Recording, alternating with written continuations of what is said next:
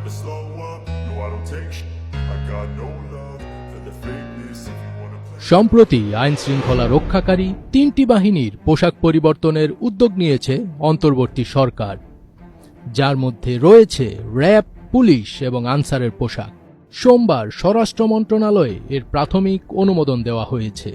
তবে পোশাক নিয়ে আলোচনা সমালোচনা চলছেই।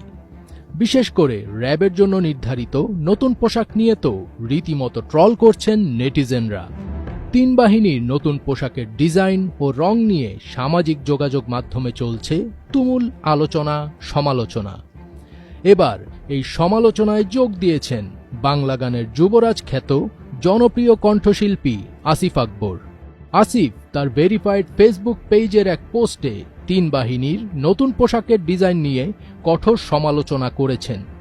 এমনকি এই পোশাকের ডিজাইন অনুমোদনকারীকে রুচিহীনতার দায়ে গ্রেপ্তারেরও দাবি জানান তিনি।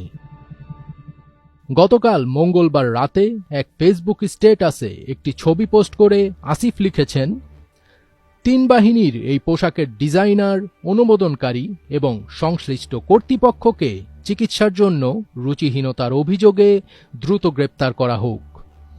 মানসিক ডাক্তারের মাধ্যমে জিজ্ঞাসাবাদ শেষে উন্নত চিকিৎসার জন্য তাদের পাবনার হেমায়েতপুরে পাগলাগারদে প্রেরণ করার অনুরোধ জানাচ্ছি।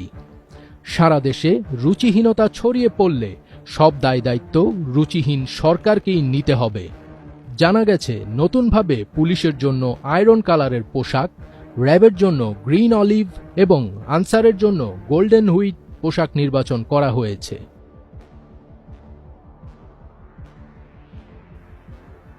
ফজবির তাজ, এটিএন বাংলা।